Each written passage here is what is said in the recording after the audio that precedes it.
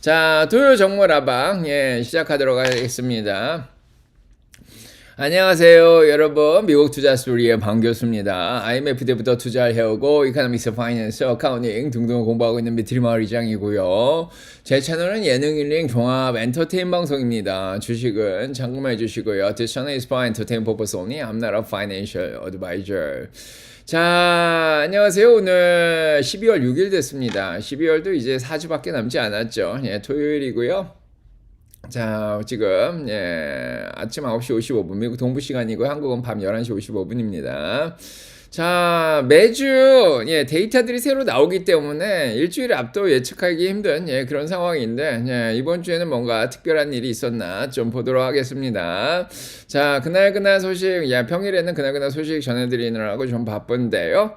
자, 토요일날 이번 주에 뭔가 패러다임이나 이론이 좀 바뀌었는지 한번 보도록 하겠습니다. 자, 2025년, 저희가 표로 전략적 자산 배분에 대해서 얘기 드렸습니다. 전략적으로 저희가 잘하고 있습니다. 자산 배분을 하고 잘하고 있죠. 뭐 한 번에 넣었다 뺐다 이런 게 아니라 전략적으로 비중 조절하면서 6대4 현금을 6으로 가져가든지 5대5 4대6 왔다 갔다 하면서 뭐 4월 달에 좀 많이 떨어졌을 때 줍줍도 하고, 자, 이번에 10월달, 11월달에 떨어졌을 때 좀 줍줍도 하고요. 그리고 떨어졌다 올라오면 또 열매 따서 현금 마련하고요. 자, 그 다음에 이제 그걸로 또 다시 다음을 준비해야 됩니다. 항상 위험 관리를 하고 있죠. 자, 그런 상황이고요. 지금 올해 들어서 굉장히 잘했어요. S&P 500 16.81%나 오른 그런 상황이고요. 자, 다우도 12.72% 올랐죠. 자, 나스닥도 22%나 올랐습니다. 결국 다 회복했어요. 전고점까지 올라왔습니다. 나스닥은 한 1, 2%만 더 올라가면 되는데 그동안 너무 많이 올랐고요. 자, 러셀 2000은 최고 기록을 갱신을 했습니다. 2530으로. 일단은 13%나 올랐고요. 자, 배당주 SCHD 1.43%밖에 못 올랐습니다. 그래도 배당은 좀 좋겠죠. 한 4% 정도 올해 4, 5% 정도 버셨을 거라고 생각합니다. 자, 그래서 저희 매년 목표가 10%인데 플러스 마이너스 5%, 5에서 15% 정도 수익 내면 잘한 겁니다. 자, 그래서 반반 전략 쓰신 분들은 나스닥에서 이제 한 10% 정도 수익을 내셨을 거고, S&P 500은 한 8% 수익 내셨으니까 잘 하신 겁니다. 자, 욕심 안 부리고 이 정도만 수익 내면 되죠. 자, 이런 상황이고요. 자, 그래도 작년, 재작년과 비해서 어느 정도의 변화가 있었나 보면은 비슷해요. 3년 동안 거의 비슷합니다. 그래서 빅텍 위주로 주식시장이 끌어올려진 게 다시 보이죠. 그래서 엔비디아 35%, 팔란티어 140, 오라클 30, 브로드컴도 한 70% 올랐고요. 그 다음에 구글도 많이 올랐죠. 한 70%, 크라우드 스트라이크 한 60%. 자, 그 다음에 마이크로소프트 14, 아마존 11% 추가 상승했고요. 테슬라도 12% 결국 올랐습니다. 자, 메타도 떨어졌다고는 하지만 올해 15%나 올랐어요. 자, 아마존이 5% 정도 올랐고요. 자, 그래서 조금 중형주들은 조금 많이 올랐고, 대형주들 중에서는 구글이 제일 많이 올랐고요. 자, 작년까지도 제약주들, 다이어트 약들이 많이 올랐죠. 자, 일라일리가 올해 들어서 30%, 존슨앤존슨도 많이 올랐고요. 자, 은행주도 금융주들도 일단 금리 인하한다 그러니까 많이 올랐습니다. 자, 그래서 S&P 500보다 실적을 잘 낸 기업들은 많이 올랐습니다. 실적이 굉장히 중요한데, 빅텍들이 실적을 잘 냈고요. 그 다음에 제약주도 실적 잘 냈죠. 그 다음에 금융주들이 실적을 잘 냈습니다. 자, 커뮤니케이션 쪽에 메타라든지 구글이 들어가 있으니까 그쪽도 잘했다 이렇게 보시는데요. 자, S&P 500보다 실적을 잘 내면은 계속 잘 했습니다. 3년 연속. 그럼 내년에도 실적이 좋으면은 이 흐름을 이어갈 수밖에 없지 않을까. 하지만은 시장의 불안감을 보면은 월마시 27% 올라간 거 보면 최근에 많이 올랐죠. 일단은 가치주, 방어주 같이 들고 가야 되는 그런 상황입니다. 자, 이런 상황이고요. 자, 그래서 지금 전 세계 증시가 전고점을 다시 회복을 했습니다. 자, 그래서 10월 달에 한번 떨어졌을 때만큼 11월에도 한번 떨어졌고요. 그러다가 다 지금 회복을 했습니다. 유럽도 한국도 미국도 아시아도 대부분 떨어졌다 올라온 그런 상황이고요. 자, 그래서 여기서 이제 어디로 갈까죠? 더 과열을 시킬 것이냐, 자, 아니면은 이제 다시 한번 조금, 예. 자, 근데 이게 V자 방등이기 때문에 이럴 것 같지는 않은데, 그죠? 네, 그래서 뭐 약간씩, 예, 뭐 지금 5월, 거의 뭐 7, 8월부터 그런 식으로 올라왔죠. 물론 트럼프 딱고가 있었죠. 네, 관세 정책을 계속, 자, 미루면서. 뭐 그래서 좀 내렸다가 올리고 내렸다가 올리고 뭐 내렸다가 올리고 뭐 이렇게 갈 수도 있고요. 뭔가 큰 사건이 있으면 이렇게 갈 수도 있는데, 자, 일단은 굉장히 중요한 순간까지 왔습니다. 자, 그래서 전고점까지 일단은 회복을 한 상황이고요. 자, 죄송합니다. 오늘 말을 많이 했더니 목이 좀 쉬어 있습니다. 자, 그래서 지금 이번 주에도 올랐어요. 그래서 2주 연속 상승을 했습니다. S&P 500 다우도 회복을 했고요. 0.63%씩. 자, 나스닥하고 러셀 테크주들이 좀 잘했죠. 1.40%씩 자, 올라왔습니다. 자, 금리를 인하한다 그러니까 테크주들이 훨씬 더 많이 올랐고요. 뭐 배당주들도 조금 오르긴 했습니다. 자, 12월에 배당 많이 또 발표를 했죠. 자, 그래서 자, 이번 주 보시면은 엔비디아 3% 다시 올라갔고요. 오라클 7% 반등했고 팔란티아 7% 반등하고 테슬라가 5.7%나 반등했고요. 메타가 3.93%. 자, 그동안 조금 많이 떨어졌던 것들, 안 올라왔던 것들이 다시 이렇게 좀 올라온 그런 상황입니다. 자, 많이 과열되었던 은행주들은 빠졌다가 다시 반등을 했고요. 제약주들은 그동안 많이 올랐죠. 다시 조금 과열기를 빼고 있는 그런 상황입니다. 자, 이런 현상이 왜 일어났냐? 기본적으로는 계속 얘기 드리지만 FOMC에서 데이터를 바탕으로 해서 우리가 금리 인하를 결정할 거다 그랬는데 셧다운이 43일이 되면서 초반에는 안 흔들렸지만 데이터들이 계속 안 나오니까 불확실성이 계속 커졌습니다. 그래서 이런 불확실성이 뭐 관세 정책으로 인한 불확실성, 뭐 데이터로 인한 불확실성이 언제 거칠 것이냐. 그래서 9월 달에 거칠 것이냐, 4분기 거칠 것이냐 그랬는데 거치지가 않았죠. 자, 그래서 12월까지 거치지 않으면서 지금은 조금 안정이 됐지만은 굉장히 힘들었던 상황이고요. 자, 이런 상황 속에서 이제 데이터들이 조금씩 나왔죠. 9월 달 것도 지금 나오고 있고 뭐 사기업 쪽에서 계속 나오고 있고 그러면서 이제 조금씩 불확실성 먹구름이 거치고 있는 그런 상황입니다. 자, 그래서 연준에서는 12월에는 확실히 금리를 내리지 않을까. 자, 이렇게 다들 생각을 하고 있고, 지금 여러 가지 데이터를 봤을 때 소프트 랜딩으로 가고 있다. 자, 이런 확신이 있죠. 물가는 그렇게 오르지 않는 상황에서, 자, 경기 둔화가 일어났는데, 그렇다고 또 침체는 아닌, 그런 데이터들이, 자, 나오고 있어서, 자, 그렇습니다. 그래서 지난번에 나온, 비농업 부분 고용 실업률이 나왔을 때, 실업률이 4.4%가 찍혔죠. 자, 이런 상황 속에서 실업률이 많이 올라가니까 4.5%까지 올라갈 수도 있겠다. 이게 9월이니까 벌써 10월, 11월이 안 나왔단 말이에요. 지금 12월인데 더 나빠지지 않았을까 이런 걱정을 하는 거죠. 그래서 노동시장이 확실히 둔화되고 있는 그런 모습을 보여주고 있습니다.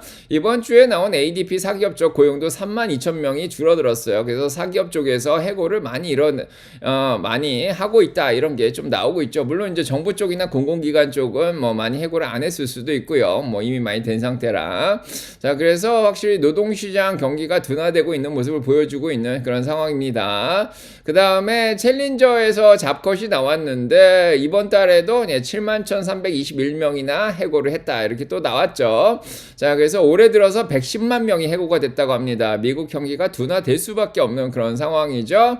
자, 메타도 이번 주에 발표를 했는데 구조조정을 한다. 메타버스를 30%를 줄여내겠다. 그 다음에 인력은 한 10% 정도 해고를 시키겠다 얘기를 했습니다. 자, 이런 것들이 금리를 내려야 되는 상황을 계속 연출을 시키고 있죠. 이미 지난주까지만 해도 아마존도 수천 명의 엔지니어를 해고시켰다 이런 얘기가 나왔고요. AI의 영향이라고 이렇게 볼 수 있죠. 홈디포에서도 지금 해고를 한다 이런 얘기가 나왔고 버라이존에서 해고한다 얘기 드렸고 분야별로 인공지능 영향뿐만이 아닙니다. 경기도 그렇게 좋지 않고 관세 영향이 계속 있기 때문에 지금 해고가 많이 되고 있는 상황이고 실업수당 청구 건수 하시는 거 보면 알겠지만은 거의 지금 뭐 196만 명, 거의 200만 명 가까이 실업수당을 청구하고 있습니다. 그만큼 많이 해고가 됐어요. 자, 그래서 5월달 이래로 지금 6월부터 지금까지 해고가 많이 되고 있습니다. 그래서 여름에 잠깐 쉬었지만 지난주에도 뭐 땡스기빙 때문에 좀 줄었다 그러지만 있지만 전반적으로 보면은 해고가 많이 돼서 실업수당을 청구한 사람이 많습니다. 보통 한 3개월 정도는 실업수당을 주거든요. 자, 이런 사람들이 계속 늘고 있다는 게 좀 심각한 문제죠. 자, 거기에다가 제조업 PMI가 나오는데 제조업은 뭐 GDP 30% 정도밖에 차지하지는 않지만 자, 48.2로 50 밑으로 지금 수축돼서 제조업이 좀 안 좋습니다. 새로운 주문도 줄어들고 있는 그런 상황이고 고용이 지금 확실히 줄어들고 있는 모습을 자, 보여주고 있습니다. 제조하는데 물가는 좀 올라가는 상황인데 서비스 물가는 좀 떨어졌죠.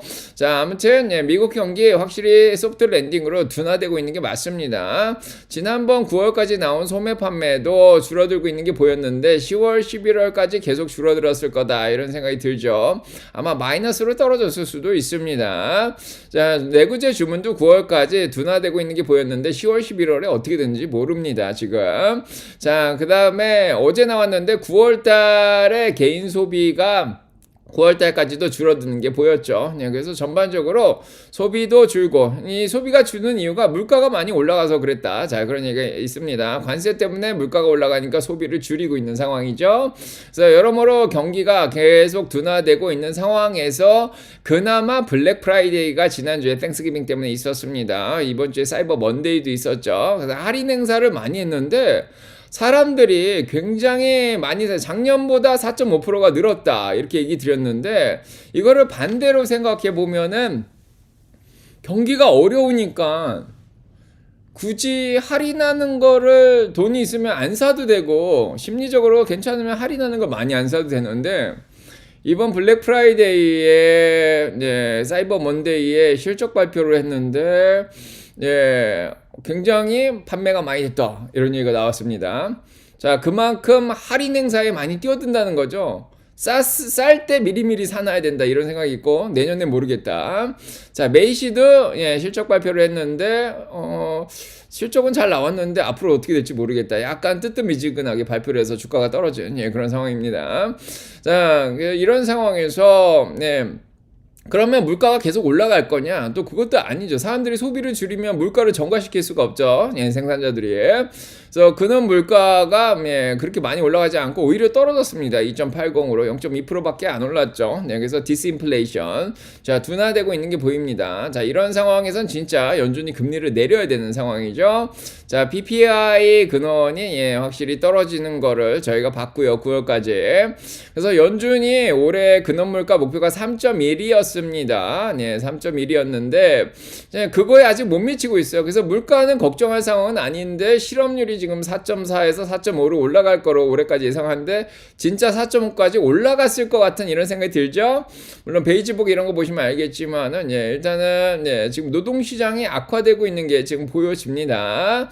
그래서 연준에서는 금리를 한 번 더 내려가지고 경기를 부양시켜서 고용기라도 좀 잘 되게끔 근데 쉽진 않을 것 같다 이런 생각이 듭니다. 그래서 이번 주가 10월 10일 이제 12월 10일이 굉장히 중요해요. 자, 이게 경제 전망이라는 겁니다. 이게 3개월에 한 번씩 나와요. 3월, 6월, 9월, 12월 나오는데 자, 이번에 나옵니다. 내년도 경제 전망하고 점도표가 찍히는데요. 지금 이런 상황에서 물가가 3.1%까지 예상하고 실업률이 4.5% 예상한 상황에서 금리를 3번 내리겠다고 얘기해서 3.6으로 지난번에 찍어놨는데 과연 내년도까지 어떻게 보냐가 굉장히 중요합니다. 내년도에 원래는 4.4로 얘기를 했어요.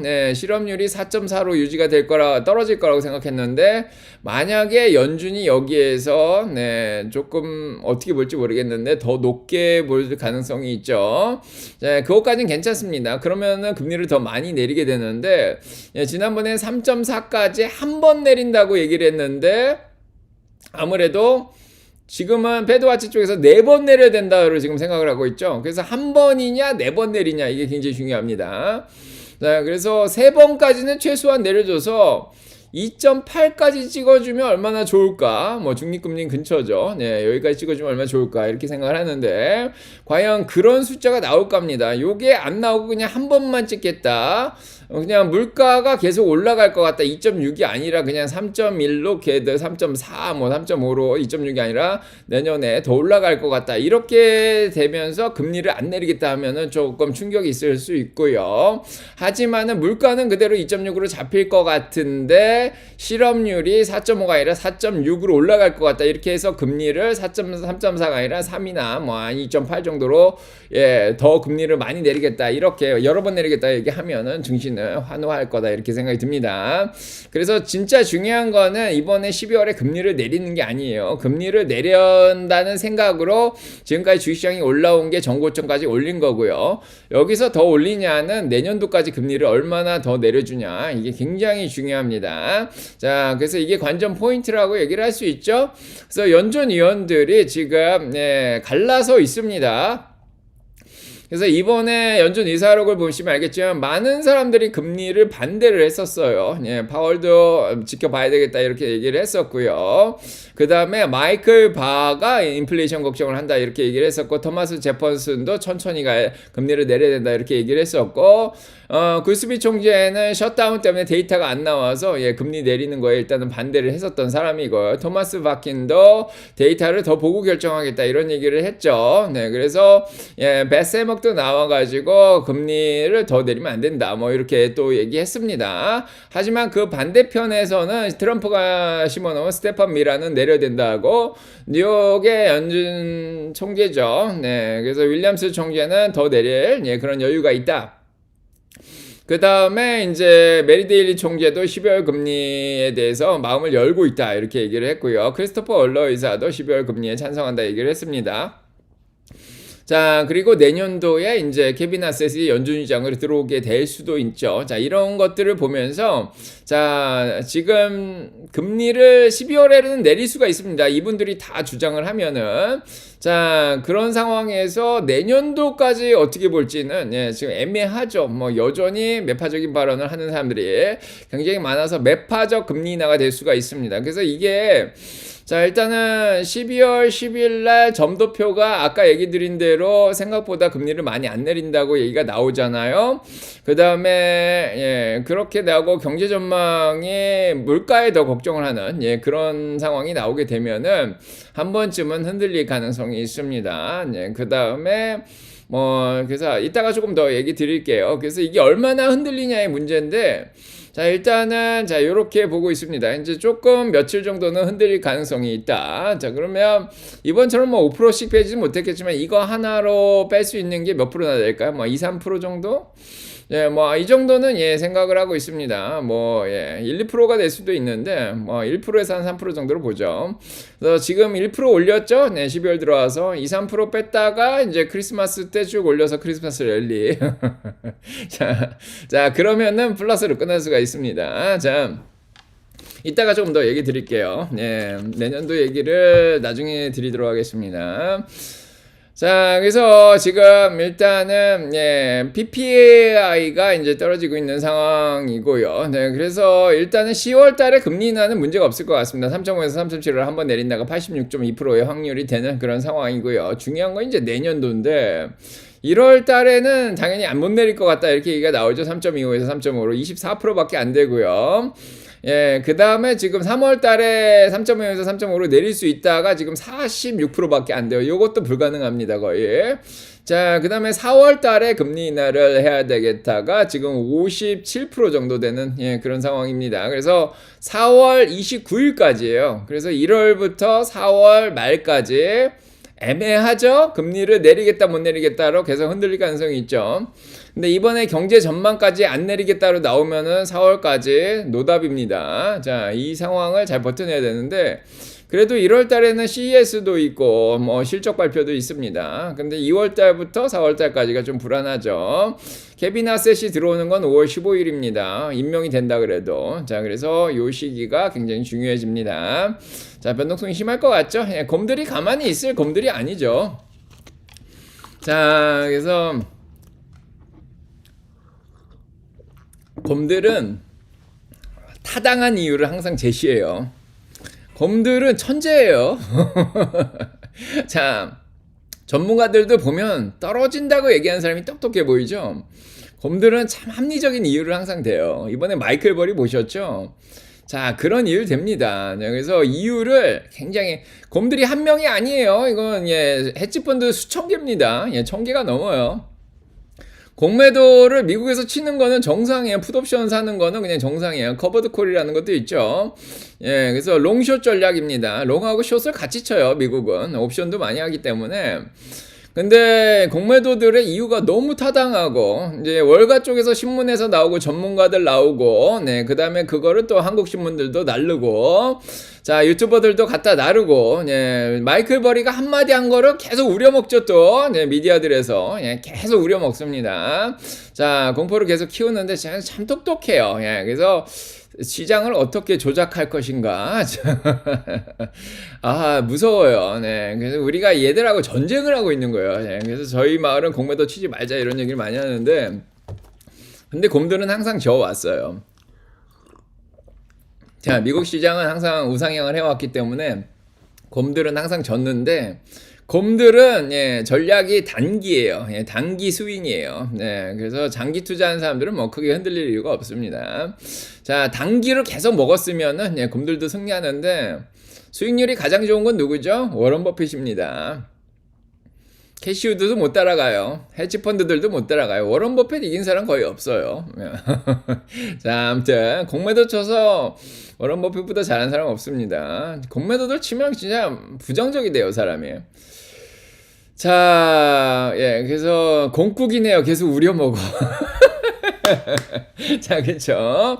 자, 계속 우려먹는데요. 자, 이번에 한번 또 들어왔죠, 이번 주에. 마이크로소프트 인포메이션, 이거 듣도 보도 못한 신문에서, 듣도 보도 못한 신문이에요, 진짜. 예, 여기에서, 예, 마이크로소프트의 영업팀에서, 예, 영업팀을 줄여라, 뭐, 실적 쿼터를 줄였다, 뭐, 이런 얘기를 하면서, 뭐, 판매가 덜 되는 게 아니냐, 이런 얘기를 또 하면서, 자, 마이크로소프트를 흔들려 그랬죠. 네, 근데 뭐, 한 3% 정도 빠졌는데, 지금 다시 마이너스 2%로 회복을 했습니다. 네, 마이크로소프트에서 대응을 했죠. 우리 매출 잘 나오는데 무슨 소리야? 이렇게, 그죠? 자, 계속 우려먹습니다. 자, 인공지능 쪽에 공격 하다 못해. 자, 뭐, 오픈 AI 공격 들어갔었죠. 엔비디아 공격 들어갔었죠. 자, 이번에는 마이크로소프트 공격. 오픈 AI랑 연관된 마이크로소프트를, 이쪽으로 공격을 했습니다. 뭐, 우린 다 알고 있죠. 안 흔들립니다. 네. 자, 그렇습니다. 그래서 마이크로소프트 보세요. 매출 777억 달러나 나왔어요. 작년 동기 18%나 늘었습니다. 분기가. 어마어마한 회사예요. 지금 엔비디아보다 훨씬 높습니다. 자, 인텔리전 클라우드 쪽에 매출이 309억 달러예요. 와, 어마어마하죠. 예, 테슬라가 200억인데 훨씬 높습니다. 이 클라우드만 해도 작년보다 28%나 늘었어요. 마진율, 영업 마진이 43%나 나옵니다. 아, 뭐 어떻게 하라고 이걸 어떻게 이 지금 뭐 줄어드는 것 같으세요? 예. 자, 전체 수익이 69%가 마진율이 전체 수익이 69%예요. 네, 운영 마진 49%. 예, 예, 이게 지금 공격할 만한 대상이 되나요? 예. 뭐 앞으로 떨어질 거라고? 마이크로소프트 365 회사마다 다 쓰고 있는데. 그죠? 뭐 아마존도 쓰긴 하겠지만 마이크로소프트 아니면은 예, 지금 AWS 다 쓰고 있잖아요, 회사별로. 예. 자, 이렇습니다. 자, 아무튼 자 다음은 메타나 테슬라. 메타는 이미 예, 공격 당했다 올라왔고 테슬라도 공격 당했다 올라온 거 아닌가요? 자, 일단은 자, 계속 공격을 합니다. 자, 이겨냈습니다. 예, 크게 안 흔들렸어요. 호들갑스러웠지만 결국 반등했고요. 자, 그 다음에 세일즈폴스. 매출 잘 나왔죠. 네, 인공지능 채택하겠다. 이틀 동안 뭐 꽤 많이 올랐습니다. 한 8% 오른 것 같고. 자, 엔비디아의 칩을 제작하는 혼하이죠. 혼하이. 자, 팍스콘입니다. 자, 그래서 애플도 여기 맡기고 있고 엔비디아도 맡기고 있는데 어이구 매출이 늘어났어요. 인공지능 수요가 계속되고 있다고 합니다.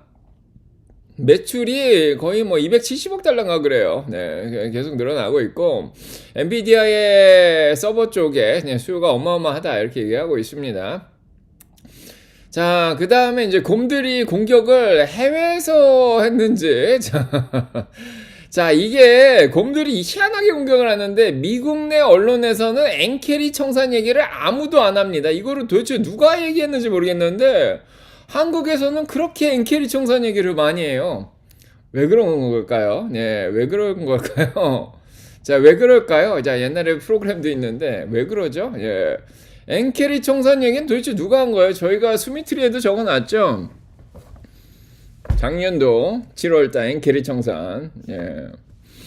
자, 아는 게 더 무서워요. 그러니까 모르는 게 무섭나? 자, 아무튼 엔캐리 청산 얘기를 왜 그렇게 하는지 모르겠어요. 자, 미국에서 언론에서는 아무도 이거 가지고 공격을 안 하는데 해외 곰들이 있나 봐요. 해외 곰들.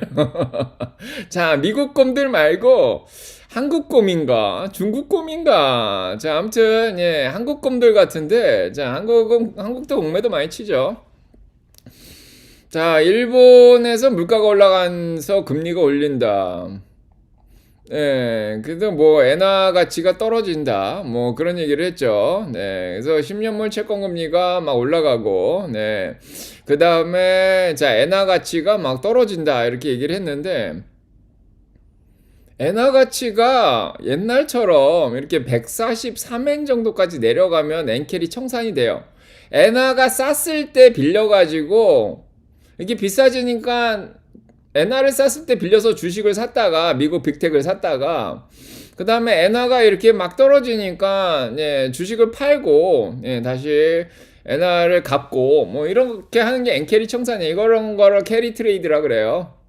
그래서 환캐리라 그러는데 아니 145엔 150엔이 밀린 것도 아니고 엔화가 이렇게 싸지는데 157엔으로 올라가는데 이게 11월 한 20일 정도까지 그랬단 말이에요. 엔화가 이렇게 싸진데 엔캐리 청산을 왜 한다 그러는지 모르겠어요. 예, 그래서 엔화가 뭐 급격하게 떨어진다 그래도 이 각도면은 한참 남았죠.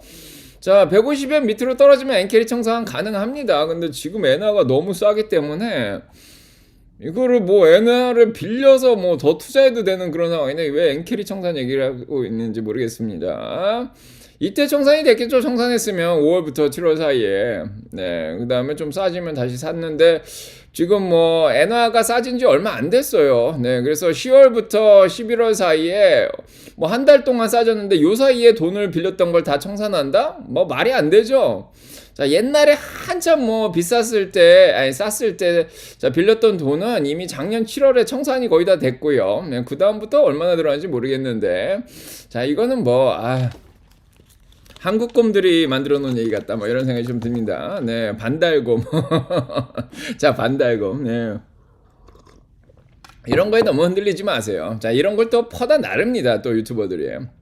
자, 그 다음에, 세 번째로 이제 그래서 걱정 너무 할 게 아니라 엔화가 여전히 싸고 그 다음에 금리가 1.9%로 올라갔으니까 뭐 이게 높지 않냐 그러는데 지금 선진국들은 지금 돈 빌리려면 3%에서 5% 줘야 됩니다. 자, 여전히 싸요.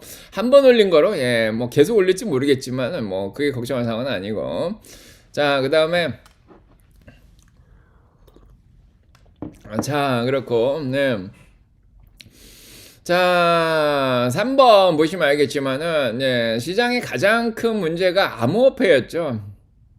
그래서 암호화폐가 많이 흔들렸는데, 암호화폐는 이미 신호가 8월부터 나왔어요. 7, 8월부터 나왔어요. 보시면 알겠지만은, 이미 암호화폐가 12만 불을 찍은 이후에 8월에 한번 떨어졌고, 7월에 한번 떨어졌고, 8월에 급등했다가 한 번 더 크게 떨어졌어요. 그때 주식 4일 떨어진 적 있었죠.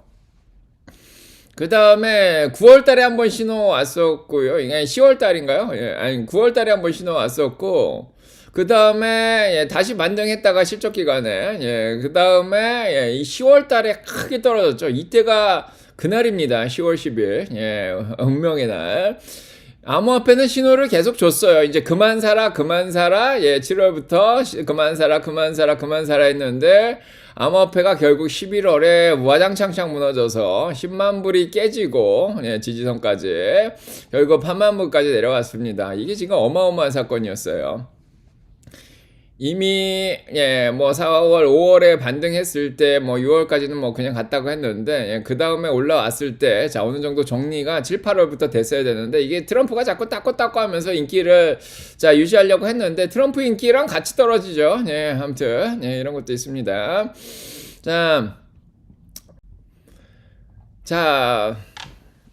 그래서 지금 암호화폐가 이제 세 번째 자 문제인데요. 네, 그래서 자 암호화폐가 지금 이제 어느 정도 진정이 된 것 같죠. 그냥 거의 뭐 지금 4월 달 수준까지 내려왔기 때문에 뭐 더 떨어질 일은 없지 않겠냐 이런 생각도 듭니다. 자, 그래서 암호화폐 비트코인 is starting to look like a digital tulip 이런 얘기가 나왔습니다. 비트코인이 지금은 매력도가 딱 떨어졌어요. 네, 그러니까 빅텍 중에 한 종목만큼 시총이 되는 그런 상황인데 비트코인이 지금 디지털 튤립처럼 보인다. 디지털 버블처럼 보인다. 튤립 얘기 아까 설명드렸죠. 네, 튤립처럼 보인다. 이런 얘기까지 나오고 있습니다. 그래서 암호화폐는 들어오진 않는데 이 공포가 주식시장에 영향을 계속 미쳤는데 주식시장은 잘 버티다가 이번 11월에 같이 무너졌는데 자 일단은 8만 불까지 내려갔다가 그래도 반등을 해서 지금은 그래도 다행히 하락 추세는 면했고요. 지금 약간 수렴이 되고 있는 듯한 그런 모습을 보여주고 있습니다. 지금 수렴이 되고 있죠.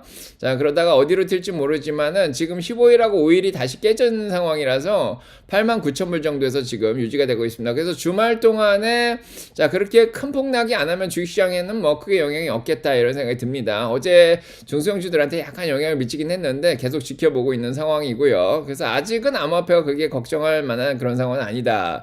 자 그렇게 보여집니다. 자 그 다음에 네, 그 다음으로 얘기 드릴게. 자, 요거죠? 네. 지금 이제 관세 걱정을 지금 당장 해야 되냐? 뭐 안 해도 될 것 같죠? 아직은. 자, 지금 대법원에 계류 중인데요. 이제 상소법원에서 트럼프 관세를 불법이라고 얘기를 했죠.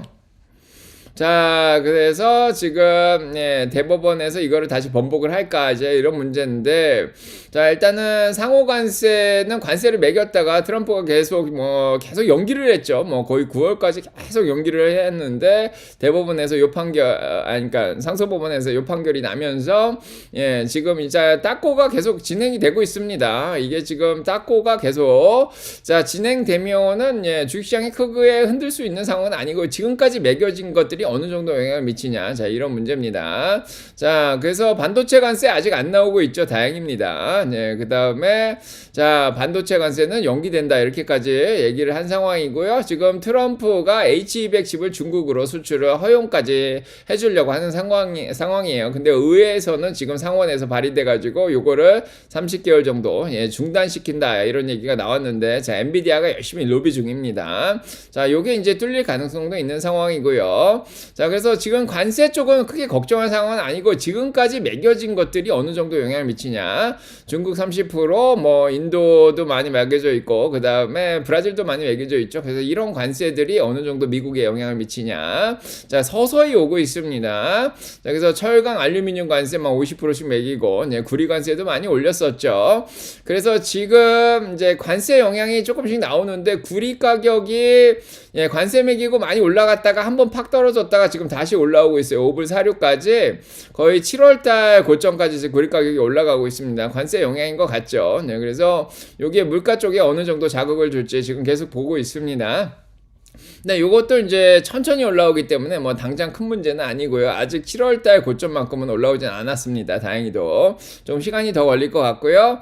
그 다음에 미국의 부채 문제는 뭐 한 번에 터지진 않고 있습니다. 뭐 내년도 1월달에 또 봐줘야 될 것 같고요. 자, 그 다음에 이제 지정학적 문제도 일단은 좀 잠잠합니다. 자, 일본하고 중국하고 막 싸웠는데 뭐 서로 뭐 여러 이렇게 말은 하지만은 뭐 직접적인 군사 충돌은 아직까지 없는 상황이고요. 자, 중국에서는 대만 상륙작전도 연습을 한 그런 상황이죠. 그래서 트럼프가 일단 시진핑하고 내년 4월에 만나기로 해서 지금 지정학적 좀 평화를 가져오려고 하는데 자 중국의 재수처일지 내년도에 대만을 진짜 칠지 그건 지켜봐야 될 것 같고요. 자 그 다음에 중국의 지금 부총재인가요?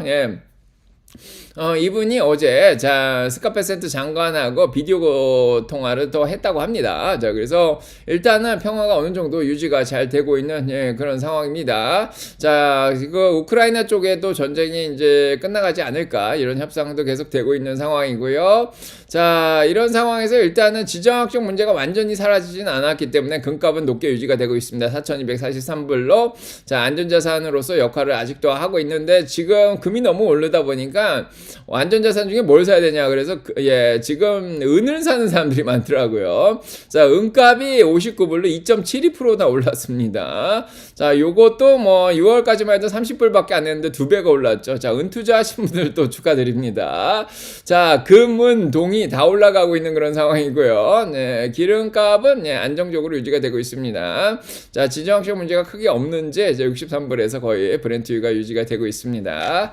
자, 그래서 전반적으로 보면은요, 지금 시장을 흔들려면은 한 6, 7개 정도가 한꺼번에 들어와야지 주식시장이 막 이렇게 폭락도 오고, 다른 데 가서 인터뷰 봤는데 막 대폭락 그러는데, 저희는 주식시장 예측하지 않습니다. 예, 대폭락 오면 우린 또 줍줍하면 되긴 하는데. 자, 주식시장이 크게 떨어지려면 6, 7%, 6개, 7개 정도 원인이 있어야 되는데, 그런 게 지금 안 보이죠? 자, 유일하게 FOMC 회의 다음 주 이제 FOMC 회의 결과가 좀 영향을 미칠 것 같은데 이걸로 떨어뜨려 봐야 그렇게 많이 떨어뜨릴 수는 없을 거다 이런 생각이 좀 듭니다. 뭐 많이 떨어져 봐야 뭐 1%에서 3% 요 정도 한번 밀렸다가 뭐 또 반등을 할 수도 있지 않을까. 자, 제 내피셜입니다. 참고하시고요. 네. 자, 그래서 피어 앤 그리드가 공포감이 주식시장에 많이 사라졌어요. 분위기 좋죠? 그래서 아까 버블의 5단계에서 얘기들을 드렸지만은 6까지 지금 공포가 내려갔다가 11월에 지금 진짜 여기까지 안 내려갈 줄 알았죠? 뭐 한때 80까지 올라갔었습니다. 뭐 7월, 9월 정도에는. 자, 그러다가 다시 이렇게 내려왔습니다. 극강의 공포까지 내려갔다가 이거 진짜 6까지 본 게 2022년 이래로 처음 본 것 같아요. 이번에는 의외로 또 무서워하시더라고요. 생각보다 4월 때보다 더 무서워하셨던 것 같아요. 자, 그 다음에 지금 올라왔습니다. 자, 40까지 올라왔는데 장중에는 그래도 중립 근처까지는 올라왔어요. 자, 분위기가 좀 좋아지고 있습니다. 탐욕 구간까지 갈지 모르겠지만 그래도 중립까지는 한번 올라오지 않을까 이런 생각이 들었죠. 주식시장 폭이 넓어지고 있어요. 중소형주들이 많이 올라왔고 뭐 다우도 올라가고 빅텍들도 뭐 번갈아 가면서 올라오고 있습니다. 그래서 3월달 수준으로 자, 뭐 많이 떨어졌다가 지금은 많이 회복을 한 그런 상황이고요. 풋콜옵션 레이쇼도 보시면 지금 동일 가정으로 보시면은 S&P 500의 동일 가정으로 보시면 사실 7월달 이래로 그렇게 많이 올라오진 않았어요. 동일 가정으로 이제 빅텍들이 올라와서 좀 올라간 것처럼 보이지만은 자, 계속 떨어졌죠. 7월에도 떨어지고, 그 다음에 9월에 좀 반짝했다가 10월 달에 크게 떨어지고, 11월에 많이 떨어지고, 거의 비슷한 상황으로 지금 움직이고 있습니다. 자, 그래서 여기서 지금 한번 이렇게 또 10월달, 11월에 이제 바닥을 다시 테스트하고 또 올라왔는데, 이번에는 이게 불리시 플렉이라 그런다면, 이렇게 7월 이렇게 가다가, 여기서 이렇게 한번 올라가주면 되겠죠? 패턴으로 보면은 분위기 좋으면 12월에 한번 근데 이게 지금 어디까지 갈지 모르겠는데 이렇게 가면 좋겠다 생각합니다. 지금 약간 기로에 놓여 있는 상황인데 자, 그 다음에 풋콜옵션 레이쇼 보시면은 콜옵션이 많이 늘고 있어요. 그래서 분위기는 굉장히 좋습니다. 사자에 베팅한 사람들이 생각보다 많고요. 자, 어제는 그냥 콜옵션이 일주일 단위로 정리되는 것들이 좀 정리돼서 조금 올라오긴 했는데, 풋옵션이. 자, 일단은 세이프 헤이븐 디맨드죠. 그래서 채권 수요가 많이 늘어나다가 지금 주식 수요가 조금씩 늘어나고 있습니다. 자, 그 다음에 빅스도 많이 안정됐죠. 15.41까지 11.18%나 떨어졌습니다. 뭐 거의 바닥까지 내려온 거죠. 자, 이 정도면은 고점이라고도 볼 수도 있는데 주식으로 보면은 일단은 한번 내려오면 좀 길게 가는 경우들이 좀 있습니다. 그래서 조금 길게 안정될 가능성도 있어요. 12월까지는 좀 버텨줄 수도 있지 않을까 싶은데 자, 빅스 지수가 지금 200일 밑으로 깔려서 지금 5일 위로 못 올라오고 있어요. 그래서 아직도 RSI가 40이라서 조금 더 내려갈 여력도 자 있는 그런 상황입니다. 자, 그래서 공포감이 많이 줄어들었고요. 자, 주식시장 후반기, 전반기에 오르면은 10% 이상 오른 경우에는 뭐 후반기에 뭐 많이 떨어져야 9%라 이런 얘기가 있죠. 그래서 이번에 한번 나스닥이 한 8% 떨어졌고, 그 다음에 S&P 500도 한 5% 가까이 떨어졌죠. 5.11% 정도. 자, 그래서 한 이 정도 떨어지면 많이 한번 조정을 받은 게 아닌가 이런 생각이 듭니다. 그래서 이렇게 한 번씩 떨어지면은 한 몇 개월 가거든요. 3, 4개월 정도 가는데 중간중간 뭐 쉬었다 갈 수는 있겠지만은 네, 그냥 뭐 일단은 긍정적으로 봐도 되지 않을까 싶기도 합니다. 뭐 12월 달 통계적으로 보면은 자, 11월까지 오른 경우에는 12월도 1.99% 올랐고요. 10% 이상 오른 경우에 2.02% 올랐습니다. 자, 그래서 일단은 긍정적으로 자 보고 있습니다. 자, 계속 얘기 드리지만 세금 문제가 있어요. 올해 수익을 많이 낸 사람들은 지금 수익 실현을 하면 세금을 많이 내기 때문에 1월까지 미룰 가능성이 좀 높습니다. 자, 그래서 1월 달에 뭐 잠깐 한번 뺐다가 좀 가던가 뭐 그랬을 가능성도 있죠.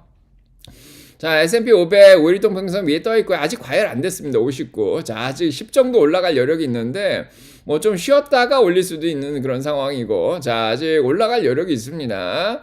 자, 2% 올라가면 7점 근처까지 가능한 거죠. 7점 6,800에서. 자, S&P 500의 자, 지금 문제는 요거긴 합니다. 포워드 PE 레이쇼가 23.2라서 조금 밸류에이션 상으로 올라올 만큼 또 올라왔는데, 자, 아직 조금 더 올라갈 여력이 있고요. 자, 이런 밸류에이션이 높은 상황이 좀 걱정이 되긴 하는데, 그래도 일단은 당장은 빼진 않을 것 같다 이런 생각이 좀 들죠. 자, 그래서 S&P 500의 82% 정도가 주당 순이익이 자, 5년 평균 78%보다 자, 높은 상황입니다. 아까도 얘기 드렸지만, 자, 이 제약주라든지 필수 소비재, IT, 금융주들은 S&P 500보다 실적이 잘 나고 있어요. 90% 이상의 실적이 잘 나고 있습니다. 자, 이 실적이 잘 나오는 기업은 내년에도 잘할 수 있겠다 이런 생각이 좀 들죠. 네, 매출도 77% 이상의 기업이 5년 평균 70%보다 잘 났습니다. 자, 금리가 떨어지는 상황에서 이런 기업들 계속 잘 해줄 것 같고요. 뭐 그 와중 속에서도 또 방어주 역할을 하는 뭐 헬스케어가 뭐 트럼프랑 또 협력도 잘 했고 뭐 금융주들도 잘 하지 않을까 이런 생각이 듭니다. 자, 그렇고 내년도 전망이 나왔는데요. 그래서 S&P 500의 주당 순이익이 2026년에 309불까지 올라간다 이런 얘기가 나오고 있습니다. 그래서 309를 멀티플을 한 25 정도 주면은 한 7,700 정도 나오는 것 같아요. 네, 그래서 내년도도 그냥 긍정적으로 봐서 올해 7,000까지 올리면은 내년도 7,700 뭐 중간에 몇 번 흔들리긴 하겠지만은 10% 정도 올라가지 않을까. 자, 이런 생각합니다. 실적이 올라가는 대로 적정 주가도 10% 정도 더 올라가야겠죠. 네, 내년도에도 수익이 10% 나길 바랍니다. 자, S&P 500, 자, 골드만삭스 6,800 도달했고요. 다른 기관들 7,000 생각하고 있는데, 자, 일단 7,000 보고 가고 있습니다. 자, 다우도 지금 떠 있는 상황이고 5일 위에, 그 다음에 나스닥도 지금 5일 위에 떠 있는 상황이죠. 아직 과열이 59밖에 안 됐어요. 더 올라갈 여력이 10이나 있습니다. 자, 과열되면 이제 고점이다 생각하고 떨어뜨릴 수는 있는데, 지금 심리적 저항성이 전고점이에요. 딱 전고점까지 올라왔기 때문에 전고점을 뚫으냐 안 뚫으냐 이런 심리적 저항성이 있고, 그거 뚫어주면 그 다음은 과열됐냐 안 됐냐 요거 판단해서 아마 트레이더들이 움직이지 않을까 싶어요. 러셀 2000도 지금 RSI 60인데 어제 빠지긴 했지만 역시 5일 위에 떠있는 그런 상황이고요. 자, 항상 얘기 드리지만은 현금이 너무 많아요, 미국에. 자, 1.3조 달러나 있는 그런 상황. 아니, 이거 2023년 얘기고요. 지금은 뭐 한 7.5조 달러나 지금 현금이 있습니다. MMF 마켓. 저희도 MMF 마켓에 돈 넣어놓고, 자, 지금 한 4% 정도 수익을 내고 있는 상황이죠. 이제 1년에 4%만 나쁘지 않습니다. 그래서 돈을 현금으로 들고 있는 게 아니라 저희가 뭐 금이라든지, 뭐 MMF라든지, 단기 채권이라든지 현금에 넣고 있습니다. 자, 그 다음에 ETF에 돈이 얼마 들었나 봤더니 11월에 많이 들어왔어요. 이렇게 들어온 ETF가 바로 빠져나갈 것 같지는 않죠. 10월에도 많이 들어왔고. 자, M2 통화량 얘기 드렸지만 저축속 통화량, 일반 통화량까지 합쳐가지고 지금 계속 늘어나고 있어요. 통화량이 이렇게 많습니다. 어제 개인소득 나온 거 보니까 개인소득도 늘고 있어요. 빈부격차는 심해지는데 소득은 늘고 있습니다. 자, 4차 산업혁명 완성기죠. 네, 2015년에 시작된 4차 산업혁명은 지금 완성기입니다. 버블이라고 생각이 들진 않아요. 튤립은 아닙니다. 자, 그래서 닷컴 버블하고는 많이 틀리다 계속 얘기 드리고 있고요. 네, 기업들이 빅텍들이 실적을 잘 내고 있는 그런 상황이고, 자, 그 와중에 조금 아직 스타트업 중에 수익을 못 내는 기업이 있는데 오픈 AI 같은 데가 계속 공격을 당하고 있죠. 자, 오픈 AI가 이제 CEO가 나와서 직접 이런 얘기를 해주는 건 되게 잘하고 있다 이런 생각이 드는데, 지금 역풍이 불고 있다. 구글 제미나이 때문에 코드 레드다. 지금 적신호가 떴다. 우리 더 열심히 해야 된다. 그래서 이게 적신호가 오래 가는 게 아니라 다음 주에 새로운 게 또 나온다 이런 얘기까지 하고 있습니다. 자, 그래서 자, 지금 오픈 AI도 시청이 거의 5천억 달러까지 올라간 그런 상황이죠. 네, 그래서 자, 계속 잘 할 수 있지 않을까 이런 생각이 들고요. 네, 그 다음에 구글 때문에 너무 걱정하는 상황이었는데 그렇게까지 걱정할 상황은 아니지 않나. 자, 다음 주 보도록 하겠습니다. 자, 이렇게 마무리를 하고요. 이제 다음 주가 제일 중요한데, 자, 졸수 잡 오프닝도 중요하지만은 이제 10일 날 나오는 자, FOMC 회의가 굉장히 중요합니다. 자, 그 다음에 PPI도 나오고 비농업 부문 고용은 그 다음 주에 나오죠. 소매 판매 물가 뭐 이런 거 나오는데, 자, 일단은 금리를 한번 내릴 것 같고 경제 전망이 어떻게 나오냐가 굉장히 중요한데 10일 날 이제 지뢰밭이 하나 있고요. 자, 조금 흔들리다가 이제 비농업 부분 고용이 너무 안 좋게 나온다. 실업률이 4.5 이상 나온다. 소매 판매가 더 둔화됐다. CPI 물가는 그렇게 위협적이지 않다. 그 다음 주에 나오게 되면은 주식시장이 좀 흔들리다가도 여기서 반등할 가능성이 있죠. 자, 그 다음에 뭐 GDP도 둔화되고, 네, 그 다음에 크리스마스가 오면서, 자, 이때부터 1월 2일까지가 산타랠리죠, 보통. 그냥 연말에 그냥 올려주고, 네, 그냥 쇼핑 시즌도 계속되고, 자, 그렇게 가지 않을까 싶습니다. 자, 그래서 1% 지금 올랐는데, 여기서 한 1%, 2% 흔들어주고, 그 다음에 다시 여기서부터 다시 2% 더 올라가면 되는 거죠? 자, 제 내피셜입니다. 자, 산책하시면서 생각 많이 하시고요. 다음 주에도 좋은 것들이 많이 있어요. 예, 수요일날 오라클 실적 발표 있고, 시납시스, 엔비디아가 이번에 투자한 시납시스 디자인 회사도 실적 발표 있고, 브로드컴도 실적 발표 있고, 룰루레몬도 실적 발표 있고, 코스코도 실적 발표 있고, 아무튼 자, 실적 발표들이 잘 나오면은 또 주식시장이 잘 버틸 수도 있습니다. 자, 화이팅. 자, 도움되셨길 바라고요. 여러분과 제 사랑평가 넘치게 기도드리겠습니다. 자, 오늘 2시간 반이나 얘기했네요. 자, 그렇고 자, 화면이 가끔씩 멈추는